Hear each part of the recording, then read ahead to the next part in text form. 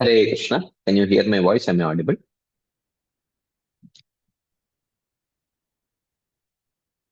Is my voice audible? Okay, let's start. Namo Vishnupadaaya Krishna Preshthaya Bhutale Shemate Bhakti Vedanta Swaminiti Namine. Namaste Saraswati Deve Gauravani Pracharine Nirvishesha Shunyavadi Paschatya Deshatarine. Jai Shri Krishna Chaitanya Prabhu Nityananda Shadveda Gadadhara Shivasadi Gaura Bhakta Vrinda. Hare Krishna, Krishna Krishna, Hare Hare. Hare Ram, Ram Ram, Hare Hare. Hare Krishna. So thank you all very much for joining today's session. We have been discussing from the 18th chapter of the 5th canto of Srimad Bhagavatam. The chapter is titled as Prayers to the Deities of the Varshas. I apologize for cancelling the session yesterday, had some technical difficulties. So here, actually these prayers, we are currently discussing the cosmology of this universe, and in this cosmology we are discussing Bhumandala. And within Bhumandala, we are discussing the topography of Jambudvipa, which is the middlemost of those 7 islands which constitute the inhabitable part of the Bhumandala. If you remember, Bhumandala is divided into two halves, the peripheral half and the internal half. Okay. And these two halves are divided by the Loka mountain range, which is you can say like a circular mountain range, which is exactly at half the diameter, half the radius. Okay. If the Bhumandala, it is half the radius of the Bhumandala disk, where this Loka mountain range makes this concentric mountain, this circular mountain range. And beyond that Loka mountain range, on the outer side is the Aloka region, which is not inhabited. And within that is the Loka region, which is divided into 7 oceans and 7 islands. The middlemost island is the Jambudvipa. And at the center of the Jambudvipa is Meru Mountain. And then we saw that this Jambudvipa is divided into 9 Varshas. So in Ilavrita Varsha, and each Varsha has a presiding deity and a worshipable form of the Lord. In the Ilavrita Varsha, the presiding deity was Lord Shiva, which means the main personality. And the worshipable form of the Lord was Sankarshana. And the prayers of Lord Shiva to Sankarshana we saw in the previous chapter only. In this chapter, we will be seeing the prayers offered by the denizens of, I think, 6 more Varshas, and then 2 more Varshas in the next chapter. So in this way, we will be discussing in this chapter. So yesterday or day before yesterday, we did discuss the prayers offered by the denizens of the Bhadrashva Varsha. So Bhadrashva Varsha, the main personality there is Bhadrashrava, the son of Dharmaraj. So, and the worshipable form of the Lord was Hayagriva, or the Hayashirsha form, the one who has a horse head. And in Tamil Nadu, he is said to be the Lord of Education. Okay. So, especially during exam times, the mother always tells, okay, chant this mantra, chant this mantra. I don't know, you might know this mantra. Jnanandamayam devam nirmaspatikakratim adaram sarva vidyanam hayagrivam upas. Every time there is an exam, okay, mother ensures that the child chants that mantra and goes. He is said to be just like amongst the demigods, Saraswati is said to be the goddess of education. So amongst the Vishnu Tattvas, Hayagriva is said to be the Lord of education. So definitely during exam times, it is ensured by all mothers that chant this mantra, Jnananandamayam. Of course, that is different jnana, but nevertheless, Jnananandamayam Devam Nirmala Spatika Akritim. He has a spotless, you know, uh, form which is like a spatika crystal. Adharam Sarva Vidyanam. He is the basis of all education. Of course, that includes material education also, but actually it is spiritual education. Hayagrivam Upasmahe. We worship that Hayagriva, who is the source of all education. Anyone here in this forum where you used to chant this mantra for education? Anyone? In South Indian here who used to chant? Someone has their thumbs up. Who is it? Okay, Sham Sundar Prabhu. Sham Sundaranand Prabhu. Okay, Narayan Mishra. Savitri Mataji. Okay, there are many devotees who are raising their hands now. Yeah, we used to chant this mantra. Yes, thank you for sharing. Okay. Oh, there are more people who are chanting in the. Correct, correct, correct, correct. People offer cardamom garlands for Ayagriva. Yes, I know. Yes, right, right, right, right. Okay, so here the residents of the Bhadrashva Varsha are also they are chanting this mantra to Hayagriva. Om Namo Bhagavate Dharmaya Atma Vishodhanaya Namaha iti. Oh, okay. Someone says that there is a temple in Bangalore also where they place their hall tickets. Yeah, correct, correct, correct. Yes, yes. So, so I offer my respects to the Supreme Lord, the embodiment of Dharma, to the purifier of the Atma. So, purifier of the Atma means Atma is always pure, it never gets impure. So, purifier of the Atma means purifying the conditioning which is covering the Atma. That is the meaning of Atma Vishodhanaya. So, removing the conditioning layer which is making us identify with the material body. Otherwise, Atma is Asango hi ayam Purushah. He is never, uh, uh, he is never contaminated. The Jiva is never contaminated. And then they offer this next prayer. Aho vichitram bhagavad vicheshtitam nantam janoyam hi mission na pashyati dhyayan asadyarhi vikarma sevitum nirhritya putram pitaram jijivishati. Jijivishan, jijivishati is not proper meter. But jijivishati is, according to grammar, it should be jijivishati. But jijivishan is also seen in some parts because jijivishan is metrically proper. Jijivishati is grammatically proper. Okay. But anyways, anything is okay for us.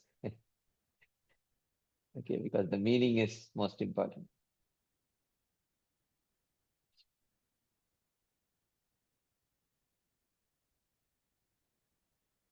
Okay. So they say, Aho vichitram bhagavad vicheshtitam. Oh, how astonishing is that a person, even though seeing death, does not really see death. Which is bhagavad vicheshtitam, the action of the Lord. Why? Since meditating on sinful acts, he desires to live, to enjoy material life, even though burning his father and his sons after their deaths. So this is the nature of material world. How this Rajoguna keeps people completely absorbed in the immediate pleasures. Rajoguna keeps people completely absorbed in the immediate pleasures, that they cannot think about the longer uh, repercussions. It keeps them short sighted. It keeps them short sighted. So it is just like that. It's just like that uh, carrot in front of the donkey. Okay, the donkey cannot see further. Right? The donkey will not see. Oh, I have to walk another 5 kilometers ahead. He will see the immediate carrot and keep on walking, walking, walking, walking, hoping that, oh, if I go a little further, I will get the carrot. If I go a little further, I get the carrot. Okay. So this is the nature of Rajoguna. That when that Rajoguna becomes active, the person becomes completely oblivious of future. He remains in the present. So in this context, we were discussing day before yesterday, there is a difference between, being in the present, being in the present, that, oftentimes we talk about whether it is chanting japa or performing devotional activities. We say that we have to be in the present. But there is a difference between being in the present that a Rajoguni does and being in the present that is being recommended. Okay, we were discussing this point, very important point. Actually, what does Rajoguna do? Rajoguna keeps you in the present. But that is not that Sattvaguni being in the present. So being in the present means what? Not that being completely absorbed in the immediate pleasures. That is not being in the present. Being in the present means very much aware that there is a greater goal ahead, and in order to attain that greater goal ahead, I have to be in the present to do what I am supposed to do right now in order to attain that greater goal. So, not that you don't think about the greater goal ahead only. You only keep thinking about the immediate pleasures right now. That is Rajoguna. But being very much aware of the greater goal ahead, but being in the present to execute the sadhana I have to do right now, that is Sattvaguna. That is Sattvaguna. So this Rajoguna keeps us in the present, in the sense it keeps us absorbed in the immediate pleasures of this world and does not allow us to be far-sighted, thinking about the deeper repercussions of what might happen in future if I just while away my time in this way. That is the nature of Rajoguna. That is the nature of Rajoguna. So, ahani ahani bhutani gacchanti ha yamalayam. Sheshaha stavaramichanti. Kimaschariyam ataparam. So, this is what in the Yaksha Prashna also Yudhishthir Maharaj answers, that day in and day out he sees that people are coming and going out, everyone is going to Gacchanti ha Yamalaya. They are going to the abode of Yamaraj. Sheshaha stavaramichanti. But still the remaining people think that somehow I will be permanent. How is it that they are able to think like this? That is the nature of Rajoguna. It does not allow you to think further. It keeps you trapped in the present. So that present is different. That present is the ostrich present. That is the present, being in the present of the ostrich. What does the ostrich do? An ostrich is being chased by a leopard or a tiger. An ostrich is also a very fast runner, but not as fast as a leopard or a tiger. It keeps running and running when being chased by the tiger. But at some point when it cannot, keep up, then it digs a hole and puts its head inside, and it sees that there is sand all around. He is not able to, he or she is not able to see the tiger. So she thinks that there is no tiger. Okay. So what she thinks, right now there is no tiger. So that is Rajoguna. Right now I am able to get pleasure from playing video games. Right now I am able to get pleasure by watching TV. So that is Rajoguna. But that is not the meaning of being in the present. That is not the meaning of being in the present. Okay. So being in the present means to be absorbed uh, in what needs to be done right now, not daydreaming about the future all the time. Prema. It's not that one should be not aware of the goal of prema, but it's not that you keep on daydreaming about prema and not chant your rounds. So being in the present means to be far-sighted, and being far-sighted means doing what needs to be done right now. So that doing what needs to be done right now must be a byproduct of our far-sightedness. But Rajoguni present keeps you, it's a short-sighted being in the present. Okay. That eventually leads to distress. That eventually leads to distress. Like that. So, Vadanti Vishwam Kavayasma Nashwaram Pashyanti Chadyatma Vido Vipaschitaha Tatapi Muyyanti Tavaja Mayaya Subismitam Krityam Ajam Natosmitam. So they say that, my dear Lord, yeah, Rajas is that. Vishayendriya Samyogad Yattad Agre Mritopamam. Pariname Vishameva Tatsukam Rajasam Smritam. Vishaya Indriya Samyoga, that pleasure that one gets by the uh, by the by connecting the sense object with the senses, which in the beginning is like Amrita, nectar, Pariname Visham. But later it becomes poisonous, very um, you know, very painful. That kind of a pleasure is Rajasic Sukha. That kind of Sukha is Rajasic Sukha. So, Vadanti Vishwam Kavayasma Nashwaram. The learned sages say that the world is temporary. And those advanced in Adhyatma knowledge, they see that the world is temporary. But even those learned people are bewildered by Maya.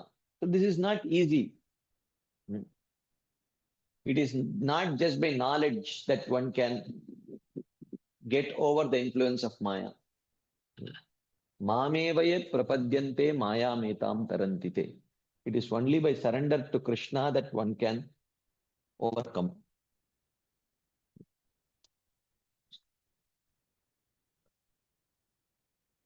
So, it's not that these people who are very much knowledgeable, knowledge is different. Realization comes by purification of heart. Realization comes by purification of heart. That is why yesterday we were discussing. There is a difference between one who knows the Shastras very well and a Uttamadhikari. Okay. Because Uttamadhikari is not one who can perfectly explain Shastras. That is one symptom. That is just one symptom. But there are other symptoms. Okay. What is that? The ability to apply those principles. That comes by purification. That comes by purification. So, Shastre Yuktau cha Nipuna. There has to be expertise in understanding the Shastra and the logic of the Shastra, but Sarvata Drida Nischayah.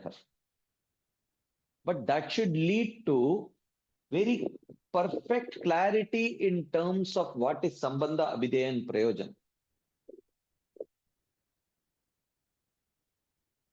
Perfect clarity in terms of what is Sambandha, Abhideya, and Prayojan. And Prauda Shraddha. And that should lead to deep faith. So, Prauda Shraddho Adhikariyaha Sabhaktau Uttamo Mata. That kind of a devotee is an Uttama Bhakta. That is an Uttama Bhakta. Prauda Shraddho Adhikariyaha Sabhaktau Uttamo Mata. So that is, just give me 1 second. Just give me 1 second.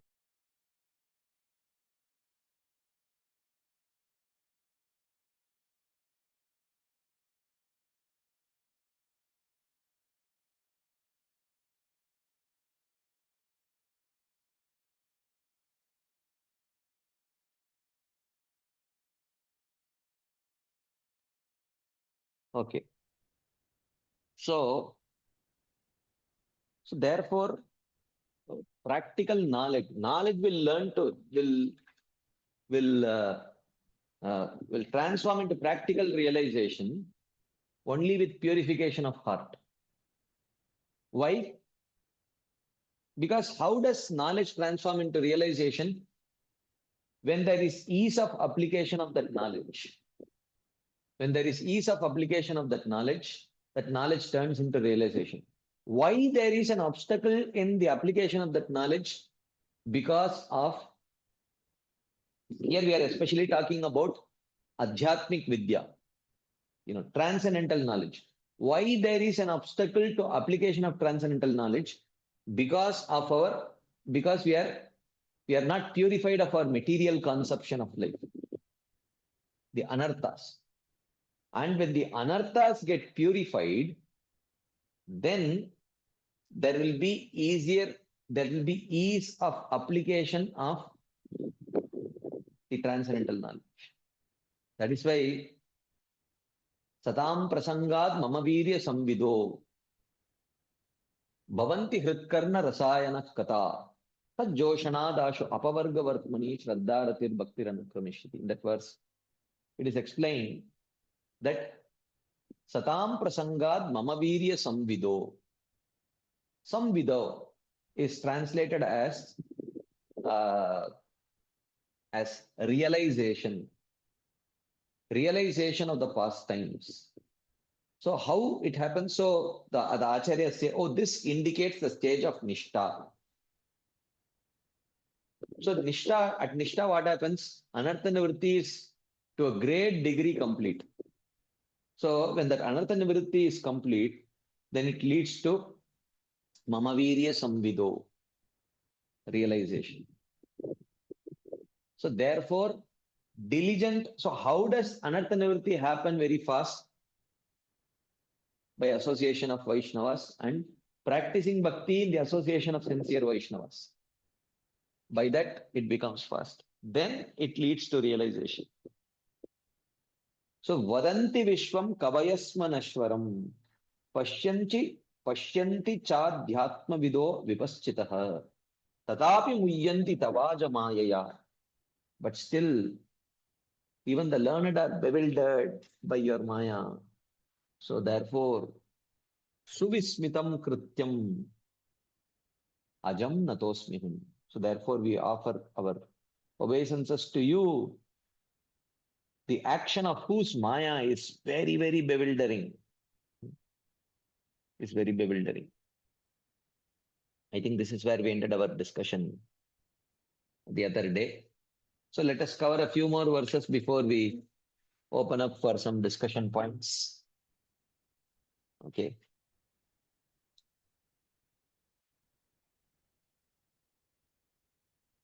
Okay. So then this is Bhadrashrava, who is the representative of the Bhadrashva Varsha. He is offering these prayers to Hayagriva. Vishwodbhavasthana nirodha karmate ह्यकर्तुरङ्गीकृतमप्यपावृतः युक्तं न चित्रं त्वयि कार्यकारणे सर्वात्मनि व्यतिरिक्ते च वस्तुतः. Apavritah, you are uncontaminated.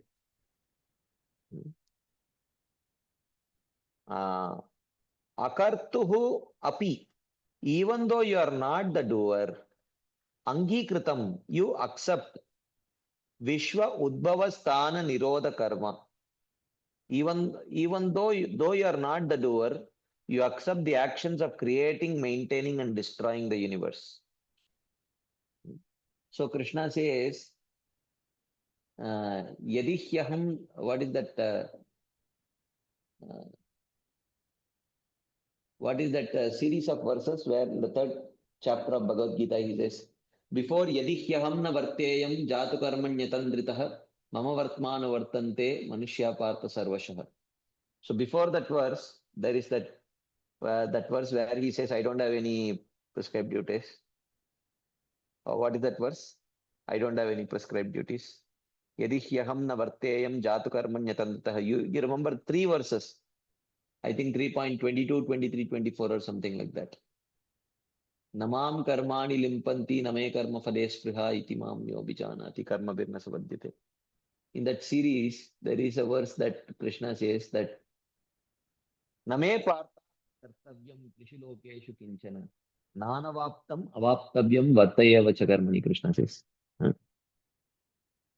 Name parthasti kartavyam. O Arjuna, there is no prescribed duty for me. No, who can prescribe a duty for me? So there is no prescribed duty for me, but still I do. Because if I don't do, the other people will follow my example and say, okay, if Krishna himself is not doing, then we don't have to do. Okay. So he says that you are uncontaminated. Though you are not the doer, you accept the actions of creation, maintaining, and destroying the universe. Actually, Krishna does not have to do those activities also. Krishna does not personally do it, or even Mahavishnu for that matter does not personally do it. Maya Devi only does. Okay. But sometimes the actions of Maya Devi are ascribed to the Supreme Lord because people should not think that Maya is independently creating, maintaining, and destroying this material universe. In order to remove that misconception, it is mentioned that the Supreme Lord creates. But the Supreme Lord does not personally create. Okay. Na chitram tvayi. This is not astonishing for you. Karya karane, the cause of all causes. Sarvatmani, the soul of all. Vastutaha vyatirikte, separate from all. Yuktam, it is reasonable for you. Even though you are not the doer, you accept the actions of creating, maintaining, and destroying this universe. This is not astonishing for you, the cause of all causes, the soul of all, separate from all. It is reasonable for you. It is reasonable because he is the Supreme Personality of God. He is not the doer means he has no attachment to the fruits of the action. He does not wish to gain anything, but still he does. So in this world, if someone does something, there is some attachment to fruits. There is some attachment to fruits. No one does any action without any attachment to fruits. That is possible only in Krishna. That is possible only with Krishna. Otherwise, it is not possible for anyone else. That's why Krishna says, Pashchame Yogam Aishwaram. Look at my inconceivable potency. What is so inconceivable? Uh, the inconceivable thing is that Krishna uh, does something very diligently. He creates, maintains. If someone creates something without attachment, no one will create. Okay, forget about creating. Maintaining. As Paramatma, he is maintaining everything. So, when someone is maintaining something without attachment, one would not maintain. A father maintains his own children. A father does not maintain children of someone else. Why? Because there is no attachment. And why is he maintaining his own children? Because there is attachment. So without attachment, there is no question of maintenance. But in the case of Krishna, that is there. Maintenance. Okay. Creation, maintenance. And while destroying, he destroys as if there is no attachment. So even though he very diligently created it, diligently maintained it, but with same diligence, he destroys it also. So in that sense, okay, he is not the doer, but he accepts the actions of creating maintenance. So doer means what? Doer mentality. Doer mentality. There is no. What is doer mentality? Doer mentality means the mentality of being attached to the fruits. That is doer mentality. You say that even the learned men are bewildered by my Maya. This implies a fault in me by my close association with Maya. So are you saying that if even the learned people are afflicted by Maya, and so which means are you suggesting that I am also afflicted because I am also learned? Krishna may ask. So he says, though Maya belongs to you, you are separate from her. The Lord is actually called the non-doer of creation because he only activates the gunas, and that too by glancing. Accepting the action of creation is metaphorical. You do not have a sense of being a doer like the jiva. You are not covered by the gunas. This is reasonable for you and not astonishing. Because you are the possessor of Maya, you are the cause of all its effects. You are the form of everything. Because Maya is not part of your Swarupa Shakti, you are said to be separate.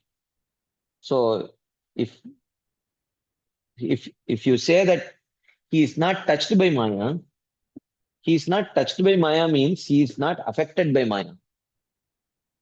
Okay, Maya is not his Swarupa Shakti. Maya belongs to him, but it is only his Bahiranga Shakti, external energy. It is not his Swarupa Shakti. Okay, like that. So then further, again, Vedan Vedan Yugante Tamasatiraskritan Rasataladyo Nrituranga Vigraha Pratyadadevai Kavaye Biyachate Tasmai Namaste Avitate Hitaya Iti.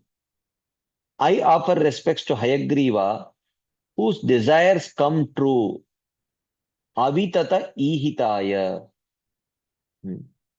I offer respects to Hayagriva, whose desires come true. Yaha Nrituranga Vigraha, who taking the form of a man and a horse.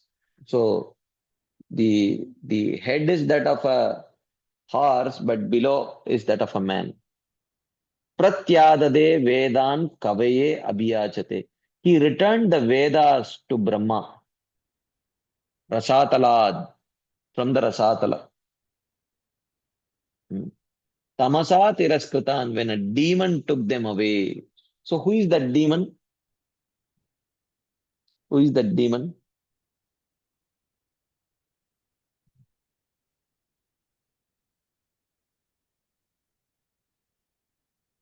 Yeah, Madhu Kaitaba. Madhu and Kaitaba. They are the demons.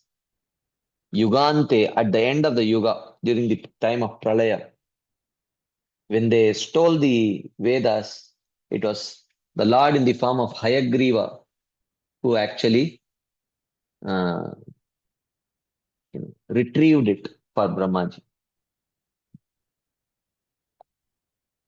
So this verse describes a pastime of the Avatara related to the topic. Hayagriva returned to Brahma the Vedas which were taken away by a demon. He has the form of a man and horse. I offer respect to he whose desires come true. Avitata ihitaya. Okay. So this brings us to the end of the prayers of the denizens of the Bhadrashva Varsha. Next, we will go to Hari Varsha. So in Hari Varsha, the worshipable Lord is Narasimhadev. And in Hari Varsha resides Prahlad Maharaj. And he will be offering prayers now. Okay. So just give me 1 second. I'll be back. Then we will continue this prayers from by Prahlad Maharaj and Hari Varsha. Just give me 1 second.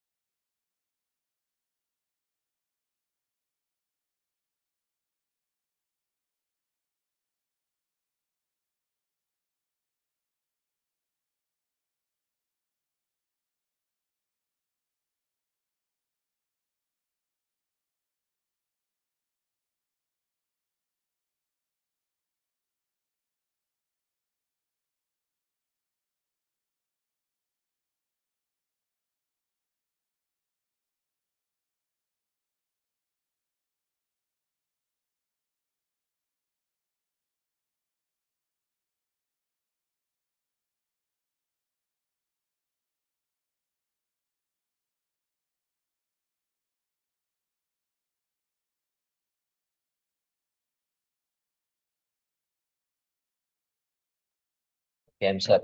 Okay. So let's start with the prayers of Prahlad Maharaj Narasimhadev.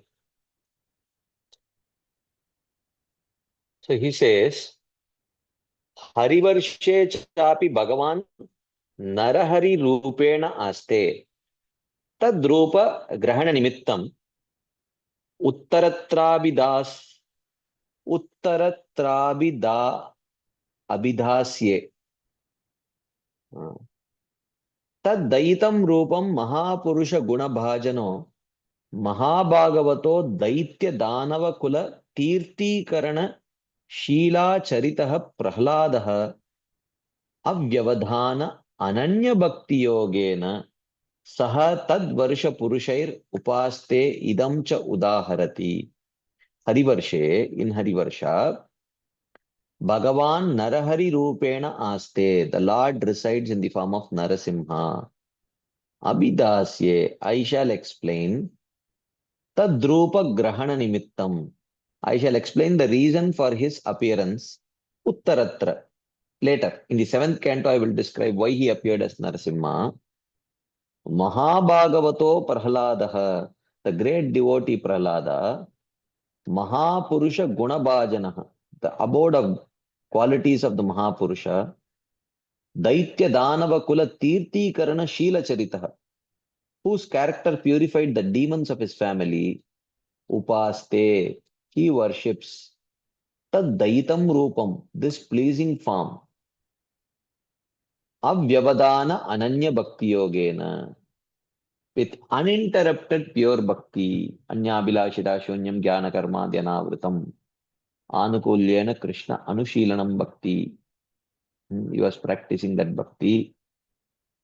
Saha tad varsha purushaihi, along with the inhabitants of this varsha, idam cha udaharati. He chants this prayer.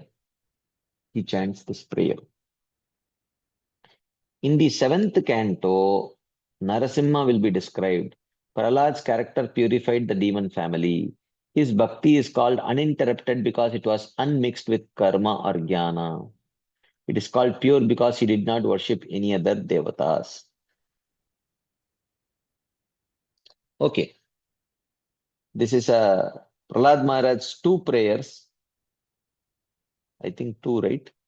Oh, the first two prayers at least are very,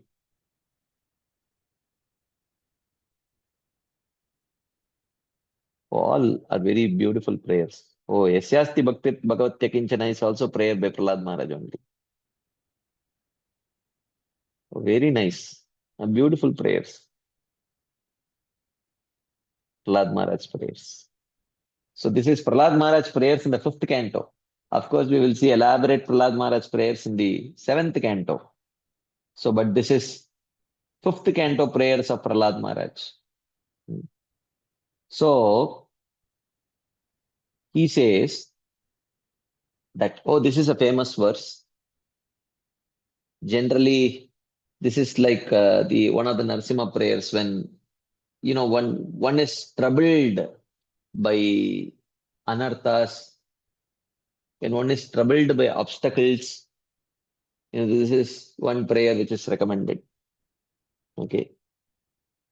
Om Namo Bhagavate Narasimhaya. I offer my respectful obeisances to Narasimha. Namastejas Tejase. The power amongst all powers. Avir Bhava. Please appear before me. Vajranaka. Oh, the Lord with thunderbolt like nails. Vajra Damshtra and thunderbolt like teeth. Karmashayan Randaya Randaya. Please destroy the impressions of karma. You know, all these anarthas are troubling me. Please, Karmashayan Randaya Randaya. Tamo Grasa Grasa. And please destroy the ignorance in my heart. Om Swaha. Abhayam Abhayam. Atmani Bhuyishtha. Please appear in my mind so that it becomes fearless. Om Kshraum. So this is like the Bija mantra for worshipping, uh, Narsingadev. Hmm. Om Namo Bhagavate Narasimhaya. Namastejas Tejase. Bhava. Vajranaka. Vajradamshtra. Karmashayan Randaya Randaya. Tamo Grasa Grasa. Om Swaha. Abhayam Abhayam Atmani Bhuyishta. Om Kshraum. So this is a very nice verse to chant. If we are troubled by our anarthas, we can request Narsingadev. Karma Shayan Randaya Randaya Tamo Grasa Grasa Om Swaha. Like that. So you are the power of power itself. Tejas Tejase. burn up the impressions of karma shayan, randaya, appear in my mind so that it is fearless. Abhayam, atmani bhuyishta. Like that. Then,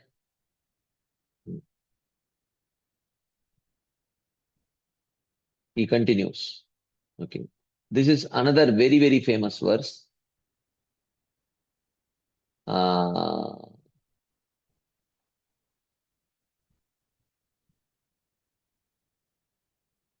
okay.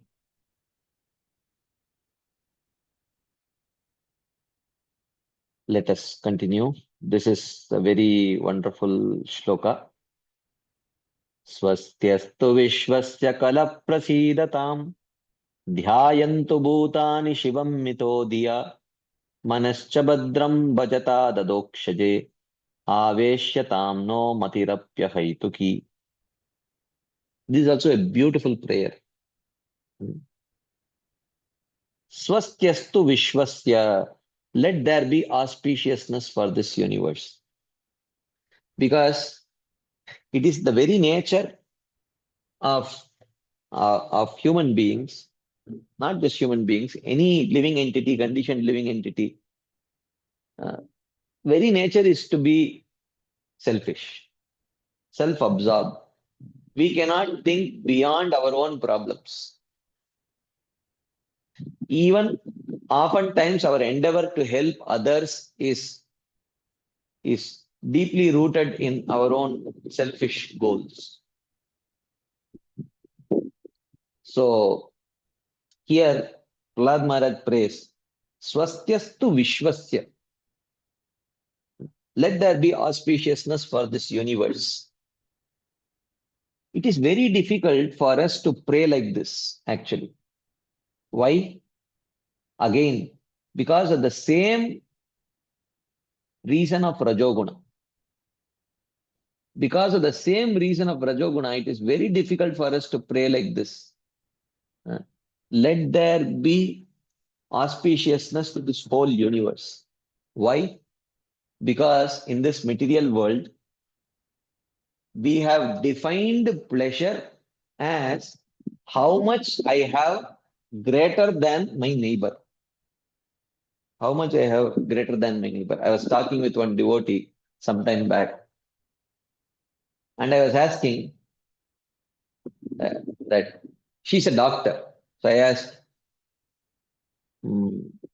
how would you feel if you get All India rank 5 in your NEET exam? If you would have gotten All India rank 5 in your NEET exam? She said, I would have been very, very happy. And then I said, how would you have felt?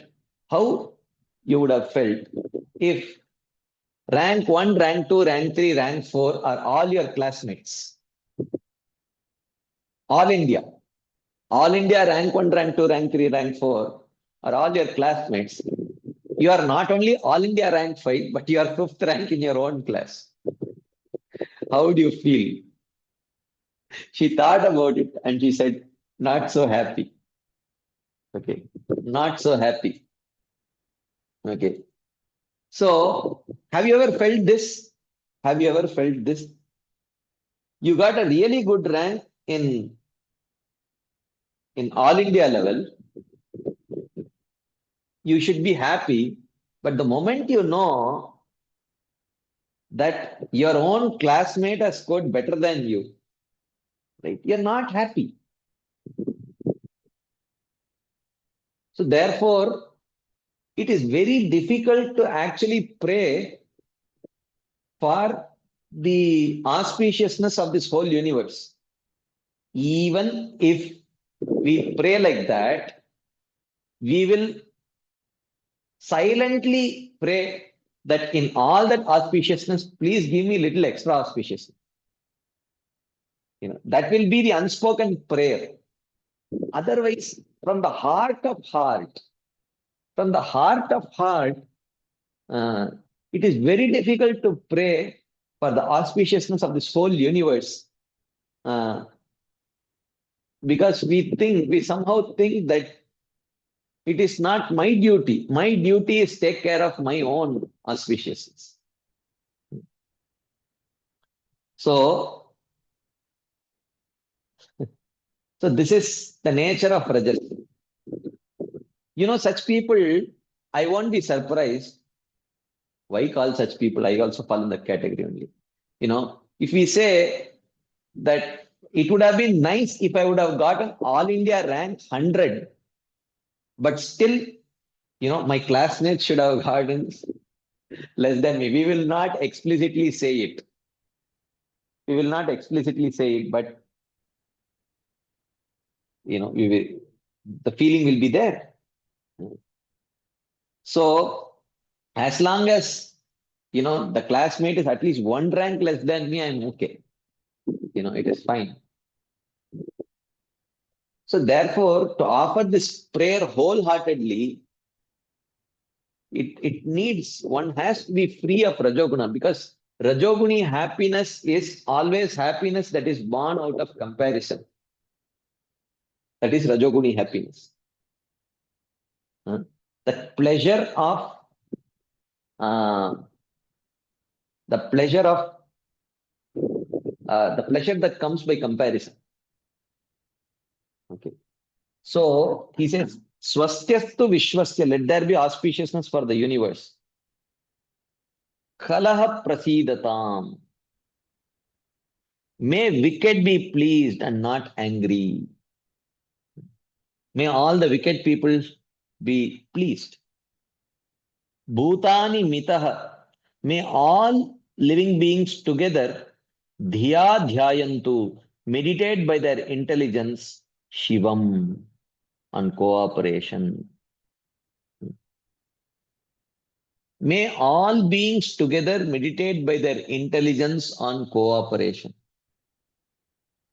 Okay. So that is the second point that he says. Third point. Let there be auspiciousness for the universe. May the wicked be pleased and not angry. May all beings together meditate by their intelligence on cooperation. May they not fight with each other. Manascha bhajatat bhadram. May the mind become free of attachment.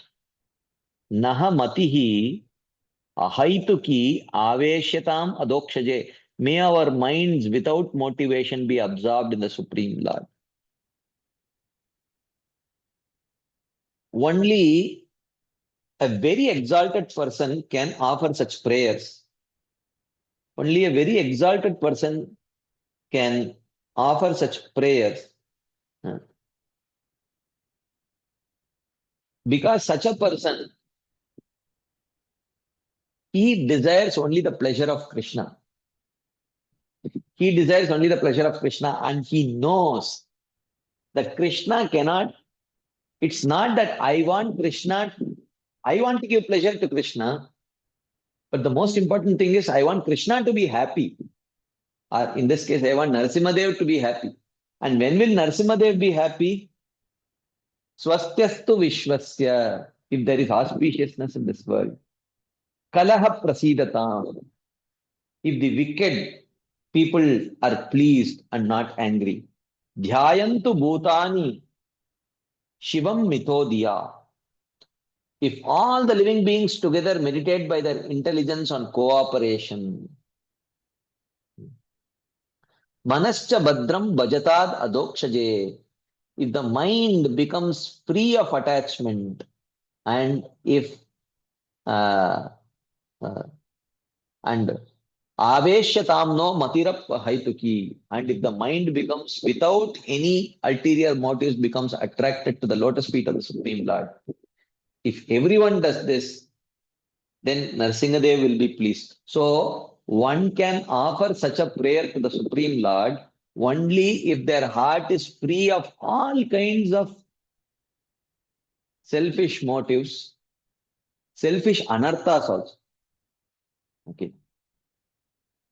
And they are exclusively Their only desire is the pleasure of the Supreme Lord.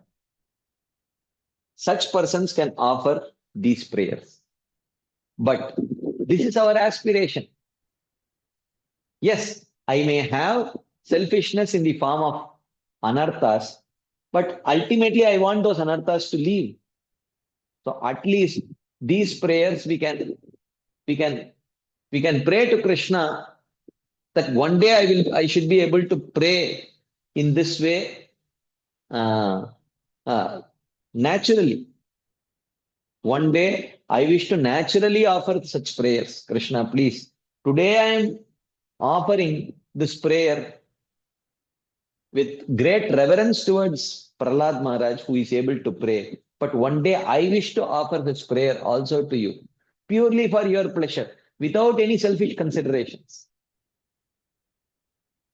Let me one day genuinely offer Swastyastu Vishwasya. Let there be auspiciousness to this whole world, without even thinking. It is very difficult with Rajoguni mind. If everyone becomes auspicious, okay, there is no fun. Rajoguna will never allow you to be happy. That Rajoguna wants to see little extra what you have got. Little extra what you have got. So one day let me become qualified to offer this prayer where without any selfish consideration, purely for your pleasure, I can say Swastyastu Vishwasya. Swastyastu Vishwasya. So that is the point. Swastyastu Vishwasya Kalaha Prasidatam. May the wicked be pleased and not angry. May all beings together meditate by their intelligence and cooperation. Again, this is very difficult because we will think if everyone becomes such a wonderful devotee, will Narsingadev exclusively focus on me? That insecurity also we will have. Okay. Or at least we would want to take the credit for offering such a prayer to Narsingadev. May the mind become free of attachment. May our minds without motivation be absorbed in the Supreme Lord. So chanting the mantra, he prays with this verse. In praying for auspiciousness of the universe, there should be auspiciousness even for the sinful. Then affliction of devotees should be absent. The true devotees will be free of affliction if there is auspiciousness even for the sinful people. Thus he prays that the demon becomes devoid of anger. Kalaha prasidatam. Even if the devotees are not afflicted, there can still be mutual animosity between other beings. With that, there can be no auspiciousness. Therefore, he says, may all beings meditate on auspiciousness. Auspiciousness cannot exist with attachment to material enjoyment. Therefore, he prays that the mind partake of auspiciousness. Badram here means without attachment. Without bhakti, auspiciousness is inauspicious. May our nishkama minds be absorbed in Krishna. Since no words like today or right now are mentioned in this prayer, the Lord will fulfill his desires over a period of time. He does not say today, right now, everything should become auspicious. He does not say. So, yeah.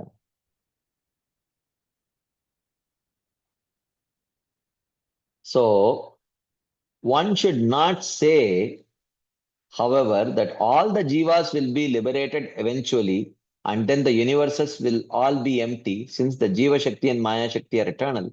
The Jiva Shakti will manifest countless other jivas for the material world. Manifest means not create. It will manifest from some other universe. That's what it means. Okay. Because the jivas are all eternal. beautiful prayer. This is many devotees memorize it and keep chanting it. You know, we have to eventually train ourselves to please Krishna. So, so if we have to please Krishna, we can't just be thinking about our own welfare. We have to start thinking about Krishna's welfare. Krishna is always, you know, Krishna's welfare is never in doubt, but his happiness. You will become more happy if more and more living entities take up the Krishna consciousness. Uh, Swastyastu Vishwasya Kala Prasidatam.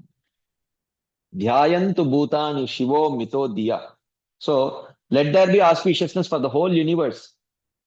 But the universe will not be auspicious if the wicked people are displeased and angry. So let them be pleased and not become angry. So the wicked people may not be angry, but ordinary living entities may have mutual conflict. So he says, may that also not be there. May all beings meditate by their intelligence on cooperation. Okay. And let the mind become free of attachment. So even if there is external cooperation, but if within the mind there is attachment to material things, then that will also not lead to auspiciousness. So he says, let my mind be free of, let our minds be free of attachment.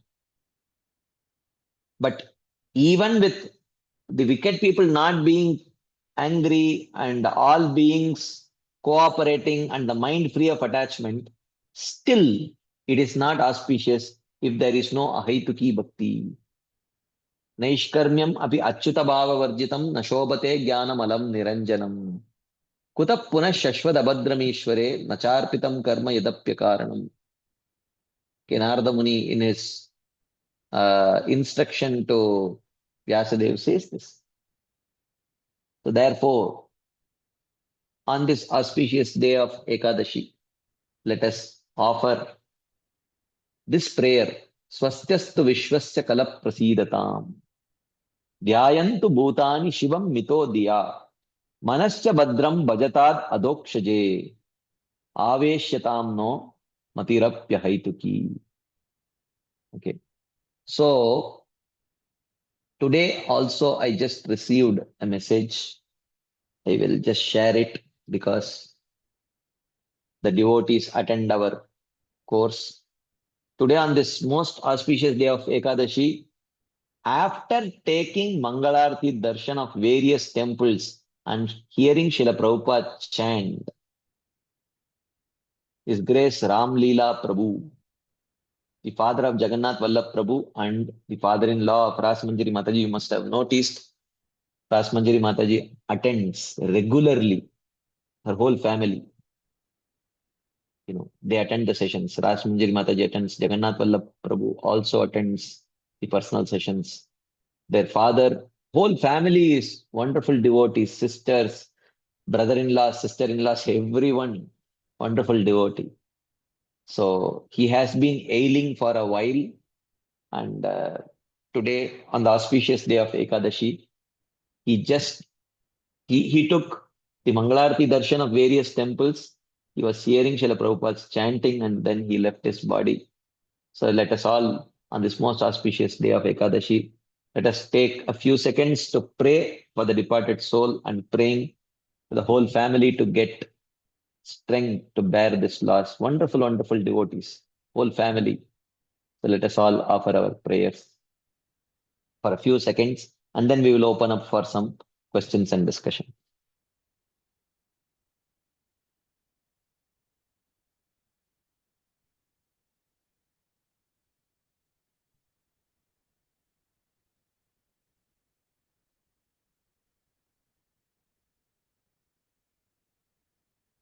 Okay, so let us open up. If there are any quick discussion points, comments, questions, we can take it right now. There's something in the chat box. Let's take that first.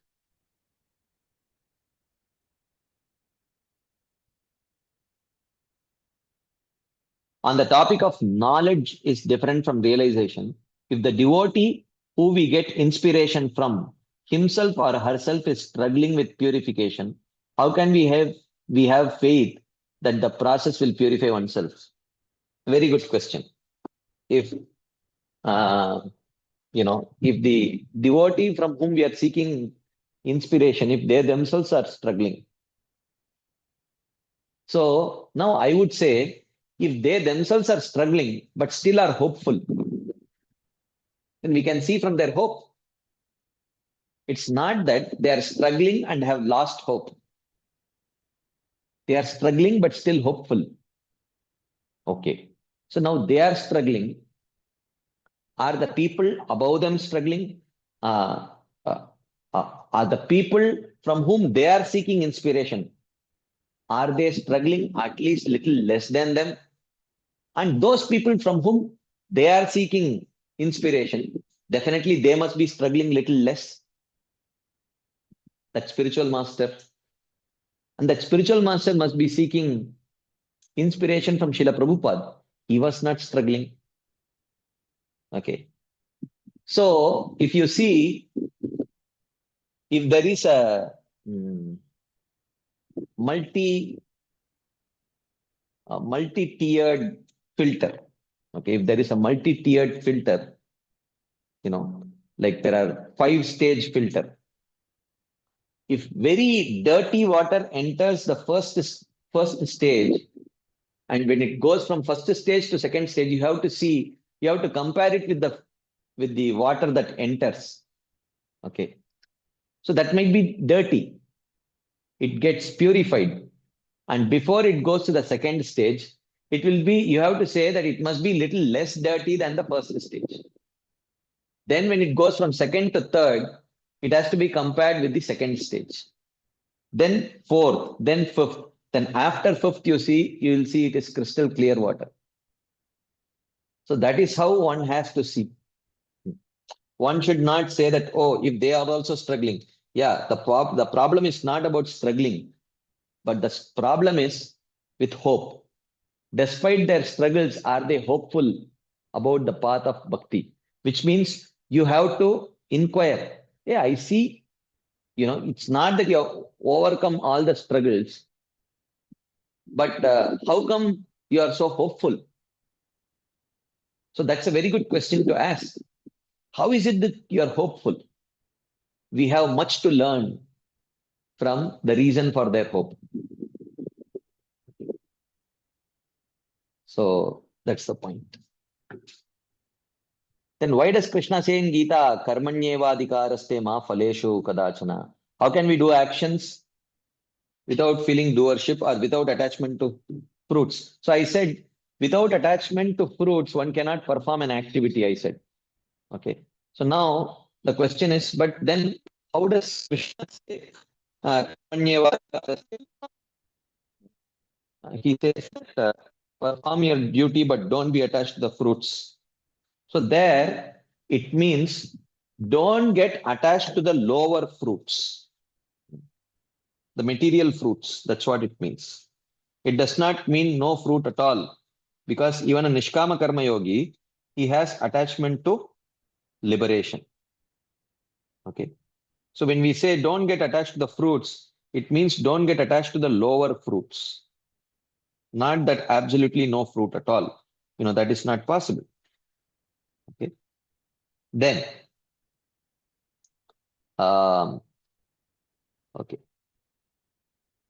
We will wish good for someone when they are below us, but if the same person moves ahead of us, we feel envious. Yeah, this is natural tendency of Rajoguna. Okay.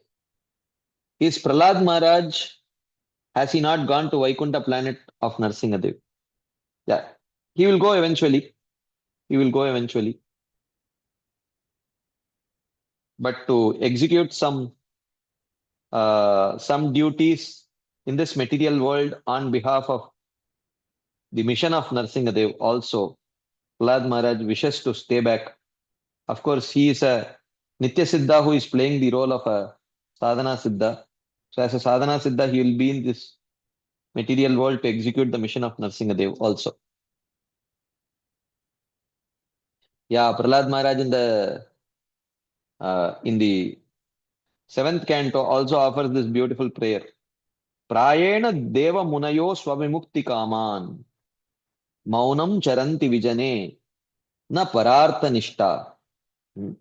So in this verse he says that the general jnanis or the transcendentalists of this world, many of them they are swavimukti kaman. They are just interested in their own emancipation. And Prahlad Maharaj says, okay, I am not like that and I don't want just that. Uh, So he clearly says that he wants the emancipation of everyone. Hmm. Swastyastu vishwasya kala prasidatam. Hmm.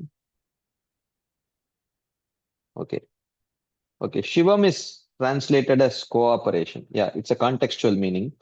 And I think probably, if you see the dictionaries, probably that is also one of the meaning which is there.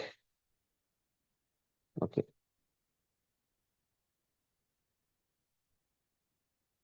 Okay, Rachandri Mataji says, Ramlila Prabhuji would read Srimad Bhagavatam 4 hours every day. So the devotee who left his body today, he would read Bhagavatam 4 hours every day. My goodness. I wish we get this kind of a taste for Srimad Bhagavatam.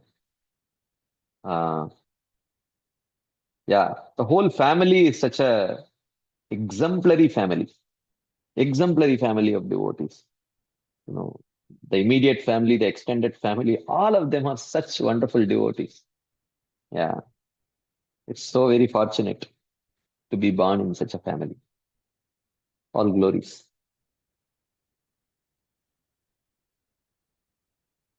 Okay, yes. Uh, Shivakumar Prabhu, Hare Krishna, Prabhu, then afternoons, Prabhu. Nandat Prabhu. Thank you, Prabhu, for the prayer answer. So, Prabhu, one more question, Prabhu, connecting to today's points that were discussed of this tendency to compare and then draw satisfaction that my pleasure is little more than the others. Mm, I have had this question for quite some time, Prabhu. I'm just trying to connect it to the points discussed today. In Vaishnava Siddhanta, we say every jiva is individual, and the whole pursuit is personal, uh, Mhm. and which is very orthogonal to the monoism, right, Prabhu? This thing trying to merge into the Brahman and things like that. So Correct. yeah, so now understanding that the individuality is central to our Siddhanta, Mhm. I'm trying to reconcile, Prabhu. How do we understand when we say surrender? Then does it not defeat the very purpose of the individuality that is the essence of the whole Siddhanta? How do we understand that is one question, Prabhu. We'll Mm, take one question at a time. yes, Prabhu. Yeah. So surrender means what?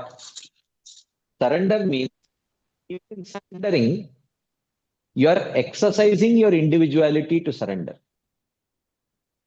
Mm, There is no force. mm, Huh? Surrender is out of volition. mm, And surrendering means what? Surrendering means understanding reality and acting according to reality. mm, That ultimately Krishna is under control, mm, and with proper understanding, I am surrendering to him for my own benefit. mm, And mm. it's an act which is performed out of volition. Okay. Okay. The Mm, individuality is, and the nature and flavor of that surrender mm, is very individual. mm. The nature and flavor of that surrender is very individual. So Okay. surrender is not homogeneous. It's not a homogeneous act where everyone does it exactly the same way. Mm, mm, Surrender means what? mm, In our understanding, surrender means mm, establishing a very unique individual relationship with the Supreme God. mm, mm, So where is the individuality lost? mm, Huh? mm. the individuality is fully maintained. So, uh, so we have to translate surrender as establishing a very individual, loving relationship with the Supreme Lord. That is our understanding of surrender. Okay. Okay. So the individuality is never lost. Mm-hmm. Okay, okay, Prabhu. So, Prabhu, just one follow-up question, Prabhu. The what I had in mind when exercising this individuality, Prabhu.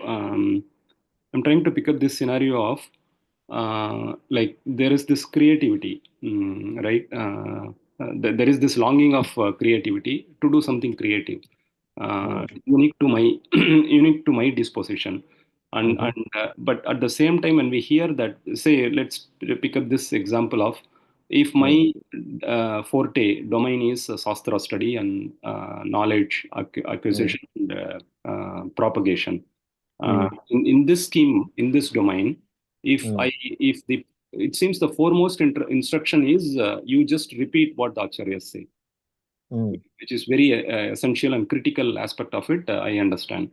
Uh, mm. Otherwise, we would step into the risk of um, Absolutely. doing speculating and mental speculation, Prabhu. So, but to me, it sounds like curtailing my longing for creativity. If I have to just listen and repeat it without me adding anything as an individual from my end, then how do we understand, Prabhu?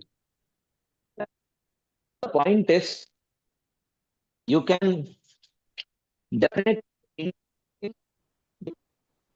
repetition. Prabhupada many times says repetition does exactly parrot like repetition.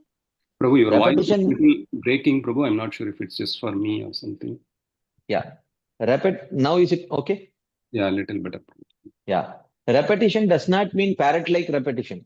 Mm, Repetition means you read, mm, try to internalize, and you can always present it in your own words. mm, mm, Now, if you say that I can have an understanding itself, which is definitely very much different from the Acharya's understanding, mm, so then, which is possible.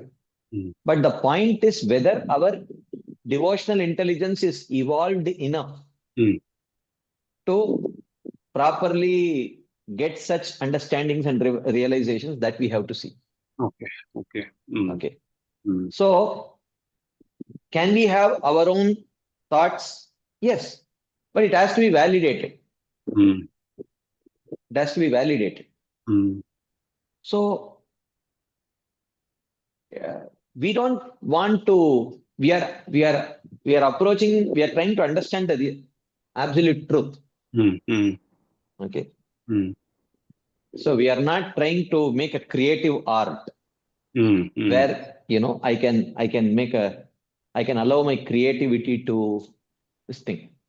So we are trying to understand the absolute truth. mm, mm, mm, So in that there has to be very clear sticking to the proper sources of understanding from where I can understand the absolute truth. There is no question of creativity there. mm, mm. Okay, okay. Mm, And okay. also, Mm, um, the point about we say that, okay, this is my forte and this is my this thing. Yeah, those are in the initial stages, those are important. mm, But ultimately, we have to do things which are for the pleasure of the Supreme Lord. So mm, many times, it is not the act itself that may be addressed by an exalted Vaishnava.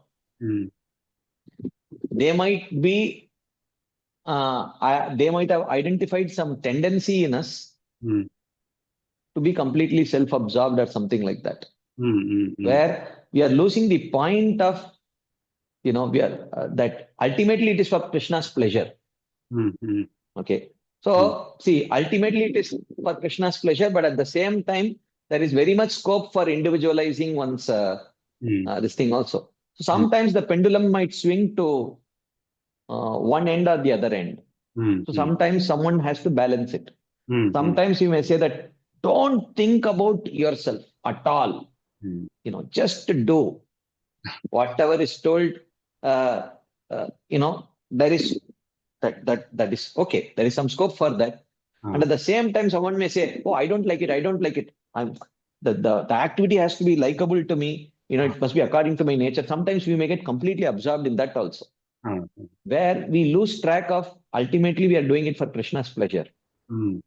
Okay. So sometimes when the senior devotee observes that the pendulum is swinging in one side or the other side, they may try to kind of neutralize it. And that neutralization may be perceived as, are you curtailing my individuality like that? So we have to see.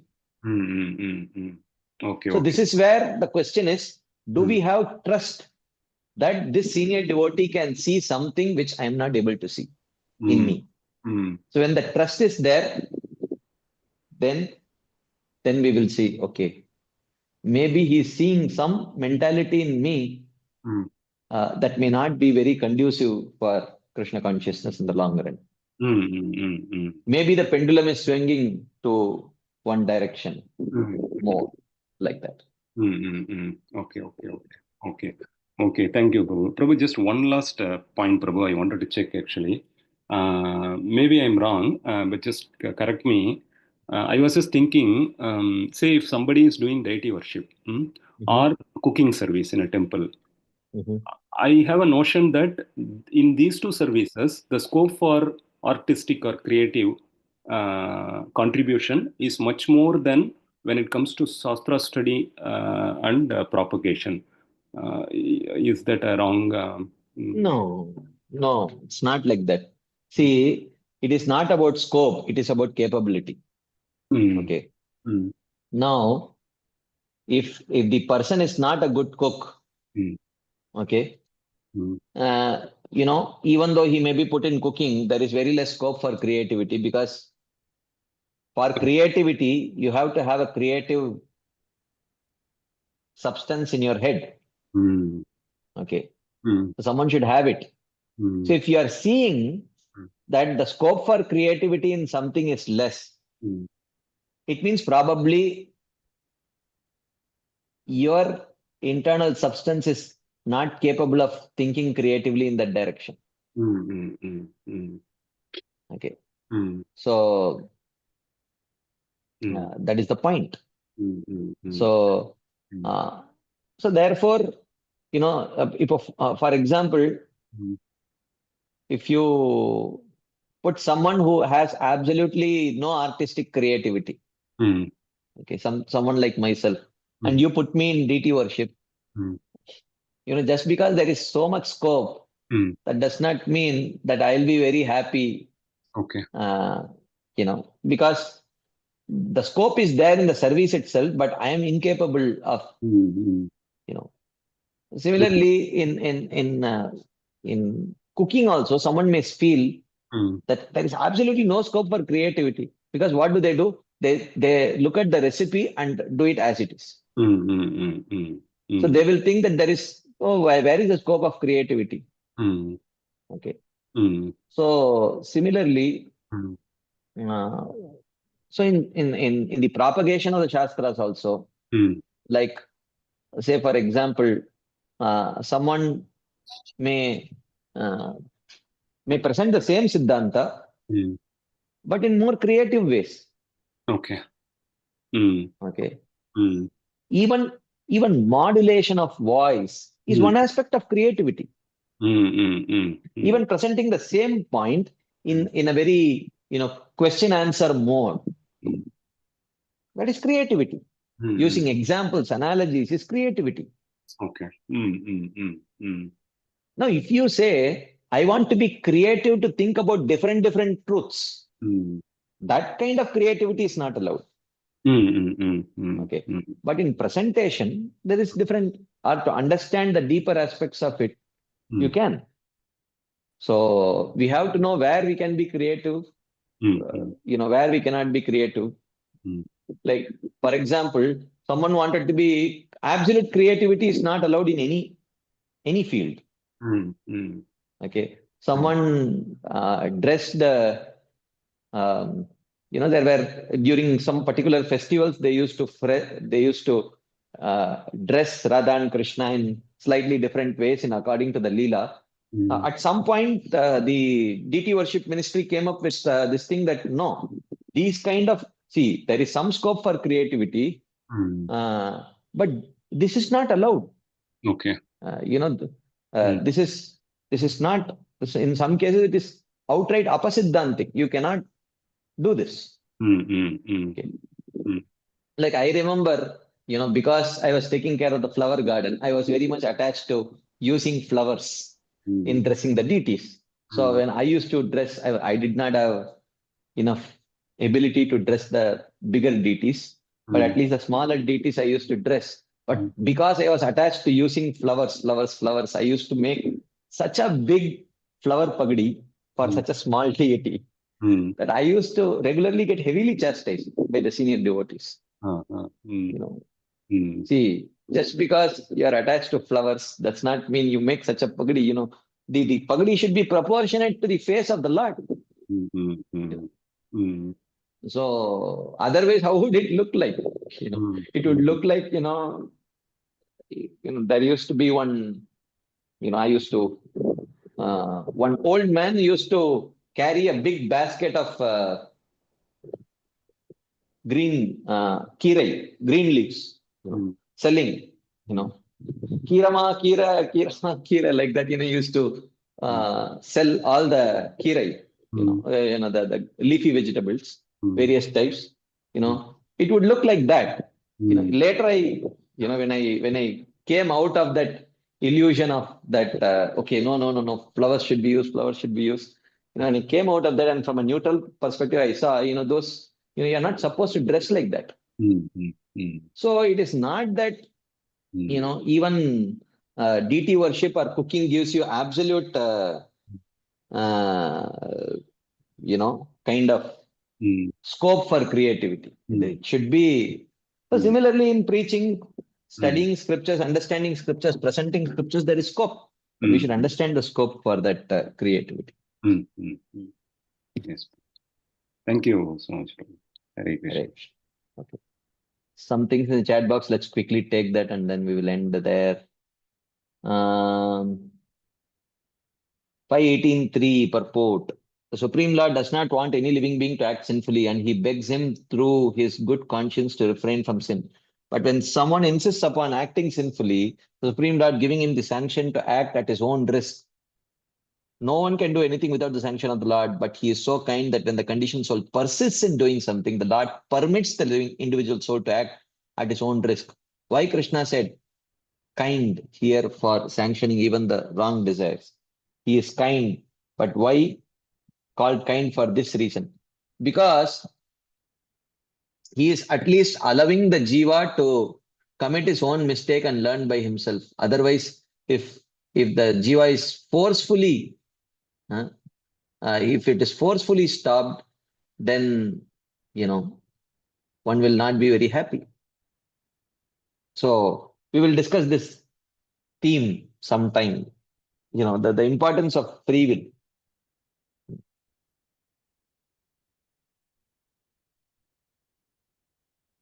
Yeah, just like His Holiness Bhaktivigyan Goswami Maharaj has very creatively articulated the Kunti Maharani's prayers in his book Healing Prayers. Yeah, correct.